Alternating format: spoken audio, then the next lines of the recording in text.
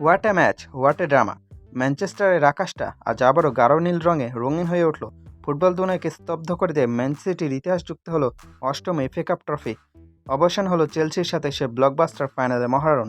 25-26 মৌসুমের দ্বিতীয় শিরোপা নিজেদের ক্যাবিনেটে পুরে নিল পেপ গার্দিওলার শিষ্যরা। ক্যারাবাও কাপ অলরেডি ডান, এবার এফএ কাপও নিজেদের পকেটে পড়ল সিটিজেনরা। আর সামনে সামনে অপেক্ষা করছে প্রিমিয়ার লিগের সেই আলটিমেট ফাইনাল রান। সিটি কি পারবে ব্যাক টু ব্যাক ট্রেবল জিততে? আজকে কথা বলবো চেলসি বনাম সিটির এই মহাকাব্যিক ফাইনালে চুলসেরা বিশ্লেষণ নিয়ে।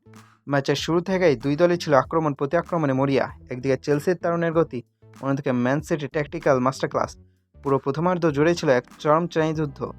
সিটির ফ্যানদের বুকে কাঁপন উঠেছিল যখন আর্লিং হ্যালান্ড বল চেলসির জালে জড়িয়ে দৌড় শুরু করেছিলেন। গ্যালারিতে তখন উচ্ছ্বাস, কিন্তু রেফারি আঙুল তুললেন উপরে, না অফসাইড, গোলটি বাতিল হয়ে গেল। হার্টব্রেক ফর ম্যান সিটি, কিন্তু পেপের দল তো দমে যাওয়ার পাত্র নন। গোল বাতিলের ধাক্কা সামলে তারা চেলসিকে চোপে ধরে। অন্যদিকে ব্লুজরাও পাল্টা আক্রমণ চালাচ্ছিল। একটা দারুণ সুযোগ তৈরি করেছিল চেলসি, কিন্তু ঠিক শট নেওয়ার মুহূর্তে ভাগ্য সহায়নি তাদের। চেলসির জও পেদ্রো বক্সের ভেতরে শট নিতে গিয়ে পিছলে পড়ে যান। সিটি ডিফেন্ডাররা যেন তখন স্বস্তির নিঃশ্বাস ফেলে। প্রথমার্ধ শেষ হয় গোল শূন্যতায় সমতায়, কিন্তু উত্তেজনা তখন ছড়াচ্ছিল খাঁটি বারুদের মতো।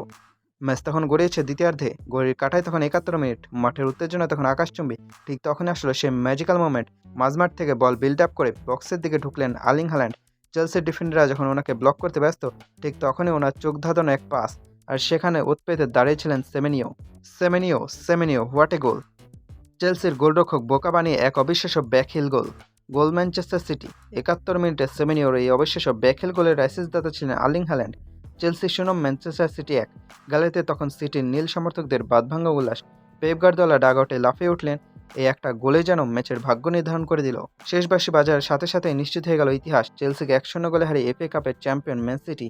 পেপ গার্দিওলা এবং ওনার দল এই নিয়ে মৌসুমের দ্বিতীয় ট্রফি জিতে নিলেন। পেপ গার্দিওলা আবার প্রমাণ করলেন, যখন ট্রফি জেতার তাগিদ আসে তখন সিটিকে আটকানো এই দুনিয়ার যে কোনো দলের জন্য প্রায় অসম্ভব। চেলসি লিড নেওয়ার আপ্রাণ চেষ্টা করলেও সিটির রক্ষণভাগের দেওয়াল ভাঙতে পারেনি।